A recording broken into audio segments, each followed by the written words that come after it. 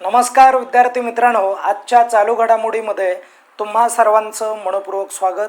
विद्यार्थी मित्रांनो, आजच्या भागामध्ये आपण 10 प्रश्न जे आहेत ते विश्लेषणाच्या स्वरूपामध्ये बघणार आहोत आणि त्यासाठी मी असिस्टंट प्रोफेसर रमेश घोरपडे। विद्यार्थी मित्रांनो, वेळ न घालवता आपला जो काय पहिला प्रश्न असणार आहे तो बघून घेऊयात। बघा, जगातील पहिल्या फ्रँचायझी आधारित सायकलिंग लीग ऑफ इंडिया च्या लोगोचे अनावरण कोणी केले, अशा प्रकारचा प्रश्न तुम्हाला विचारला जाईल। तर त्याचं करेक्ट उत्तर काय आहे? डॉक्टर मनसुख मांडवीय अशा पद्धतीचं तुम्हाला करेक्ट उत्तर द्यायचं आहे। तर इथे त्याची इमेज आहे। आपण थोडंसं पुढे जाऊयात। नंतरचा प्रश्न बघा, 2026च्या राष्ट्रीय लसीकरण दिनाची जी काय संकल्पना आहे ती संकल्पना काय आहे, अशा प्रकारचा देखील आपल्याला प्रश्न विचारला जाईल। तर त्याचं करेक्ट उत्तर काय आहे? सर्वांसाठी लसीकरण मानवीरित्या शक्य आहे, अशा प्रकारची थीम इथे तुम्हाला बघायला मिळते। आणि इथे हे तुम्ही समजून घ्या, राष्ट्रीय लसीकरण दिन जो असतो हा दिन आपण 16 मार्च या दिवशी साजरा करतो। तर विद्यार्थी मित्रांनो, लक्ष द्या, राष्ट्रीय लसीकरण दिन दरवर्षी संपूर्ण देशाला लसीकरणाचे महत्त्व सांगण्यासाठी 16 मार्च रोजी साजरा केला जातो। 1995 मध्ये हा दिवस पहिल्यांदा साजरा करण्यात आला आणि त्या वर्षी भारताने पल्स पोलिओ नावाची जो काय लस आहे किंवा लस देण्याचा जो काय कार्यक्रम आहे हा कार्यक्रम भारताने स्वीकारला होता आणि त्याचं स्मरण म्हणून हा जो दिवस आहे हा दिवस आपण कंटिन्यू केलेला दिसून येईल। पुढे, शिवप्रताप शुक्ला यांची राज्यपाल म्हणून नुकतीच नियुक्ती झाली, ते कोणत्या राज्याचे राज्यपाल झालेले आहेत, अशा प्रकारचा प्रश्न विचारला जाईल। तर याचं करेक्ट उत्तर तेलंगणा आहे, म्हणून हे देखील लक्षात ठेवा। आणि विद्यार्थी मित्रांनो, हे समजून घ्या, तेलंगणाचे जे काय यांच्या अगोदर जे म्हणजे शिवप्रताप शुक्ला यांच्या अगोदर जे राज्यपाल होते त्यांचं नाव जिष्णू, व्यवस्थित समजून घ्या, जिष्णू देव वर्मा असं आहे।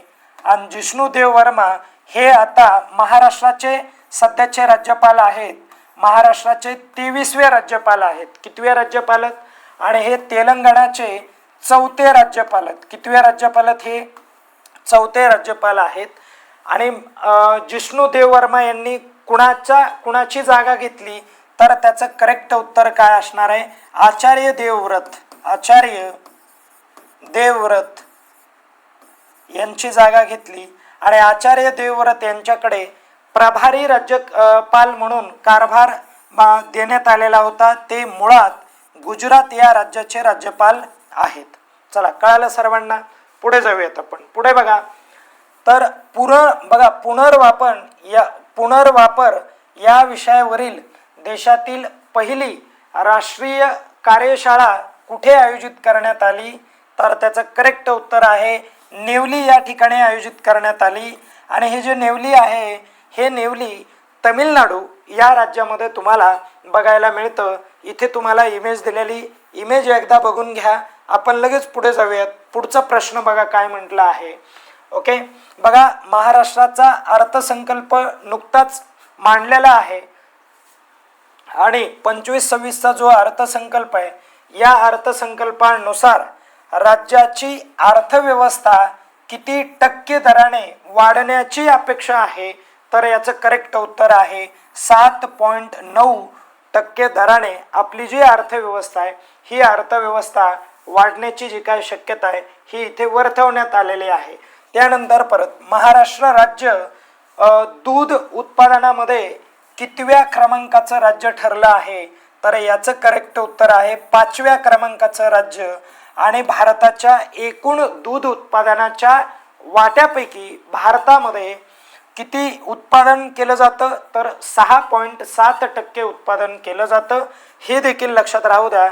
आपण पुढे जाऊयात। बघा, जवळच्या सरकारी आरोग्य सुविधांची माहिती देण्यासाठी केरळ आरोग्य विभागाने कोणते ॲप्लिकेशन लॉन्च केले आहे, तर त्या ॲप्लिकेशनचं नाव आहे मी हेल्थ ॲप्लिकेशन आहे किंवा मी हेल्थ ॲप आहे, आपलं करेक्ट उत्तर बी असणार आहे.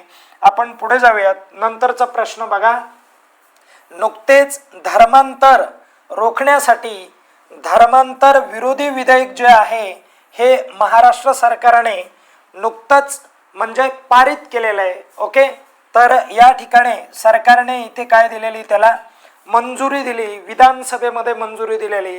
हे विधेयक विधान परिषदेमध्ये जाणार आणि त्यानंतर ते राष्ट्रपतीच्या स्वाक्षरीसाठी जाणार आणि तेव्हा या विधेयकाची जी काय म्हणजे कायद्यामध्ये रूपांतर आहे ते रूपांतर होताना दिसेल.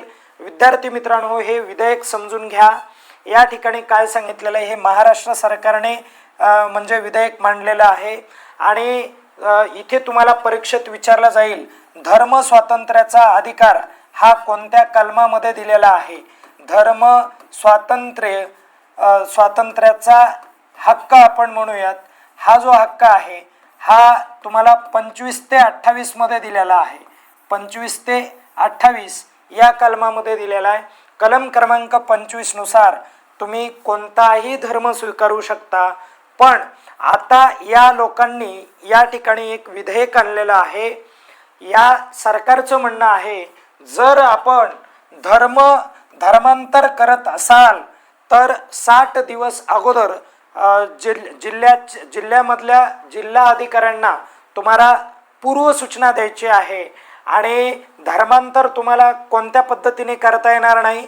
जर एखाद्या वेळ प्रलोभन या पद्धतीने धर्मांतर करत असाल म्हणजे पैशाचं आमिष दिलेलं असेल किंवा शिक्षणाचं मोफत शिक्षण असं आमिष दिलेलं असेल किंवा या ठिकाणी तुम्हाला इतर सुविधा देण्याचं जे काय ठरवलेलं असेल अशा पद्धतीचे जे काय गोष्टी आहेत जर इथे होत असतील तर अशा धर्मांतराला बेकायदेशीर ठरवलं जाणार आणि 7 वर्ष कारावास दिला जाणार आहे आणि अजामीन पात्र तो गुन्हा ठरेल आणि 1 वर्षाची काय दिली जाणार आहे, 1 लाख रुपये दंड आकारला जाणार आहे. अशा प्रकारचं इथे म्हटलं गेलेलं आहे. त्यानंतर परत पुढे जर विद्यार्थी मित्रांनो लग्नाचं आमिष दाखवून जर महिलांचं धर्मांतर केलं जात असेल किंवा लहान बालकांचं धर्मांतर केलं जात असेल तर अशा लोकांना या ठिकाणी 5 लाखापर्यंत दंड दिला जाणार आहे. 7 वर्षापर्यंत कारावास होणार आहे. अशा प्रकारची कडक शिक्षा जी आहे ती धर्मांतराच्या संदर्भामध्ये इथे निश्चित करण्यात आलेली आहे. आणि अशा प्रकारचं जर उद्या धर्मांतराचं हे विधेयक पारित झालं तर धर्मांतराच्या तुमच्या हक्कावरती या ठिकाणी गदा येते की काय याच्या संदर्भामध्ये आपण लेक्चर स्वातंत्र्य घेऊयात. त्या स्वातंत्र्य लेक्चरमध्ये बोलूयात की हे विधेयक एक्झॅक्ट नेमकं काय सांगते म्हणून. ओके, पुढे जाऊयात आपण. बघा भारतीय संविधानाच्या 8व्या अनुसूचीमध्ये मिझो भाषाचा समावेश करण्याची विनंती करणारा ठराव जो आहे हा कोणत्या राज्य विधानसभेने मंजूर केला तर मिझो म्हटलं की मिझोरम हे राज्य तुम्हाला आठवायचं आहे. आणि भारताच्या बघा अनुसूची म्हणजे परिशिष्ट 8 मध्ये 22 भाषांचा समावेश आहे. हे पण महत्त्वाचं आहे. जीके साठी आपण थोडंसं पुढे जाऊयात. एक शेवटचा प्रश्न घेऊयात. काय म्हटलंय बघा, भारताच्या हवामान लवचिकतेला बळकटी देण्यासाठी राष्ट्रीय हवामान स्टॅक इनोव्हेशन चॅलेंज कोणत्या संस्थेने सुरू केलं तर याचं करेक्ट उत्तर काय आहे, नाबार्ड आहे मित्रांनो. आणि नाबार्ड ही जी बँक आहे ही ग्रामीण आणि शेती यासाठी कर्ज देणारी बँक आहे. ही कोऑपरेटिव्ह बँकांना पतसंस्थांना ही काय करते तर कर्ज देते बँक आणि त्या माध्यमातून ग्रामीण भागाचा जो काय विकास आहे हा विकास घडवून आणण्याचा जो प्रयत्न आहे तो प्रयत्न या बँकेच्या माध्यमातून होतो. अशा प्रकारचे जे काही इथे प्रश्न आहेत हे प्रश्न तुम्हाला बघायला मिळाले. या ठिकाणी थांबूयात आपण. धन्यवाद.